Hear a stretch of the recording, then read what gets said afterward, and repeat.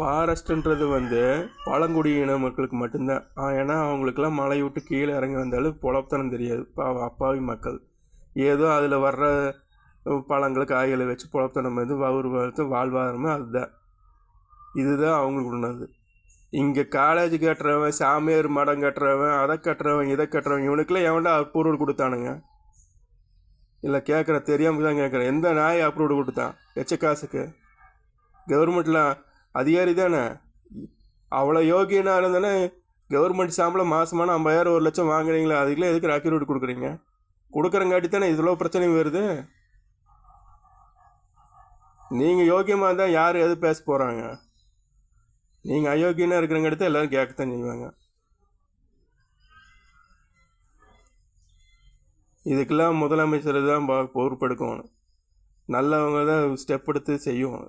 இதெல்லாம் முதலமைச்சர் தான் முதலமைச்சருக்கு தெரியாமையே நிறைய பிராடுத்தனமெல்லாம் பண்ணுறானுங்க. முதலமைச்சர் பொம்மையாக்கி வச்சு அவங்களையவே வச்சு செஞ்சிட்ருக்கிறவனுலாம் நிறைய பேர் இருக்கிறானுங்க. அவனுக்கு முன்னாடி இதுக்கு முன்னாடி நல்லவங்களாட்டமும் பின்னாடி குழி தோன்றவங்களாம் நிறைய சதியில் நடந்துகிட்ருக்குது. இதெல்லாம் முதலமைச்சர் தான் முழிச்சிட்டு கேட்கணும். எவன்டா நமக்கு தெரியாமல் ஆட்டை போட்டு தமிழ்நாட்டை வித்துட்டு கிடக்கிறானுங்க அதிகாரிகளை பார்த்துருங்க. சொல்ல வேண்டியது மக்களோட கடமை.